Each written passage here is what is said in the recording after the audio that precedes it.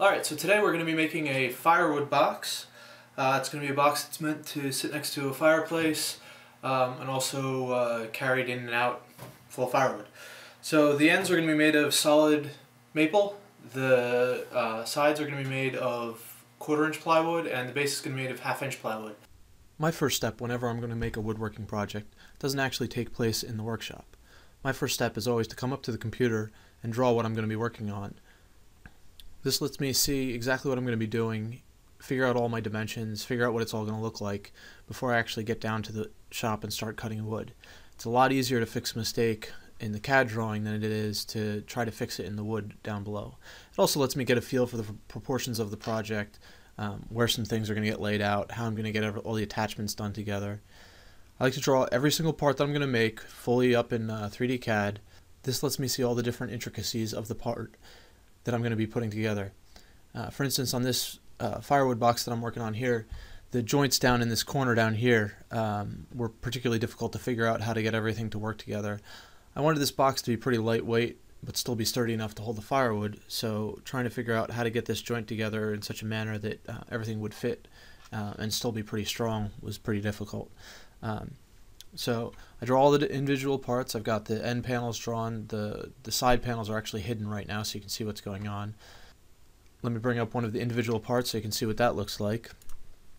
So you can see right here, this is the joint at the end of the part. I've got a little tenon stuck on here, and a dado for the side panel, and a rabbet for the bottom panel.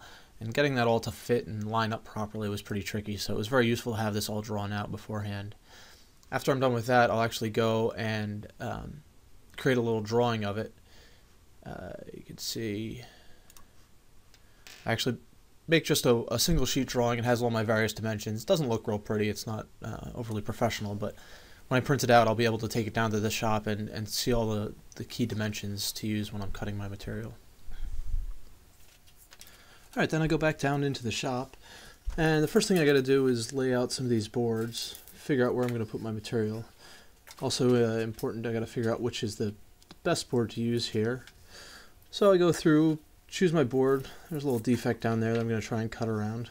It's always a good idea to make sure you check both sides of the board. It's never a good idea to cut your board and turn it over, find out that you've got a big knot on the other side.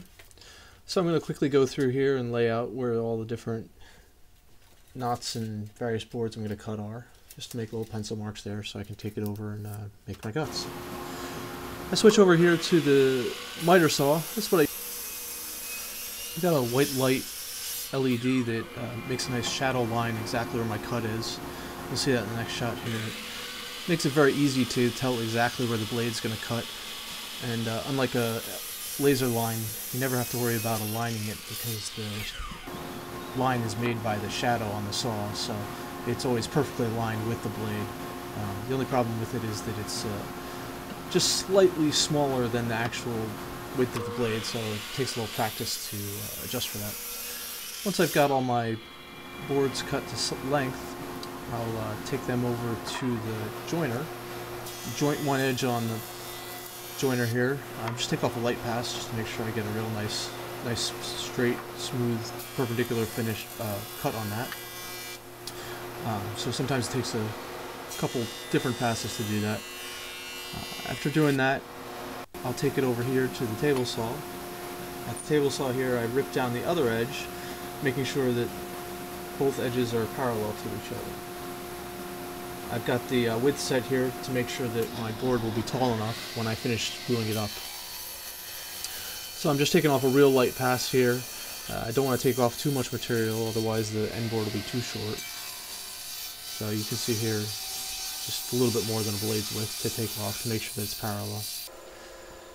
After that, I go and line up my boards here to get ready to use the domino on them. I'll use the domino to align them. I use little pencil ticks to mark out where I'm going to put my dominoes in each slot. I also like to label my boards so I make sure I put them back together right. So I use the domino at the bottom there to align the different boards. It's very similar in that manner to a biscuit cutter, but it also will align the end board lengthwise. That way the one edge will almost be perfect.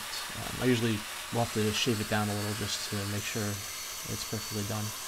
You can see a close-up of me using the domino. It's very important to push down on the top all the way, otherwise the top of the domino won't be lined up with the top of the board and you'll get a little ridge there. And I go here and you can see the dominoes that I've cut, so I'll go ahead and get them ready to put some glue on. I usually like to sand the domino slots just a little bit. There's usually a little burr left on the corners of them, so you just hit a little piece of sandpaper. That takes care of that. If you don't do that every once in a while, you get a little bit of a gap there. It's not usually an issue, but a little safe than sorry. So then I'll go through and get some glue, put some glue on here. I always like to make sure I go back and put a little extra in the domino. Pretty sure I put too much glue here. I always tend to put a little extra than not enough. I'll take a little brush here and spread it out, and it kind of makes a little bit of extra squirt out than is really necessary. I like using that silicone brush. It's easy to clean and it makes a nice glue spread here. So I put the 4 different dominoes in. I'll grab a hammer and tap them down. Just make sure they're all the way in, and it's always a good idea to make sure they're lined up in the center of the domino slot. Otherwise, if the slots are a little misaligned, then you'll have a hard time getting them put together.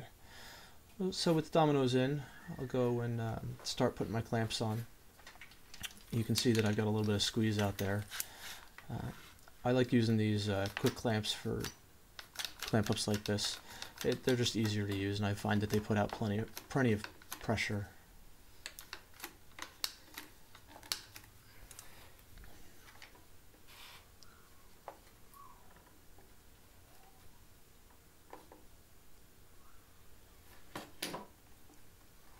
Once I'm all done clamping them up, I'll go and get a wet rag that I use to just wipe off the glue. I usually use a water-based finish anyway, so the raisin grain needs to be taken care of later anyway, so that's not usually an issue. It's usually a little easier to wipe off the glue now than try and scrape it off later. You always got to make sure you sand it down a little anyway, because there'll be a little bit of glue residue that'll mess with any stain that I'm going to put on there later. So just a little quick wipes takes care of it all. That's about it for this part. I hope you'll join me on the next part where I'll get started building the rails, doing some of the machining on these ends, and putting it all together. Thanks for watching.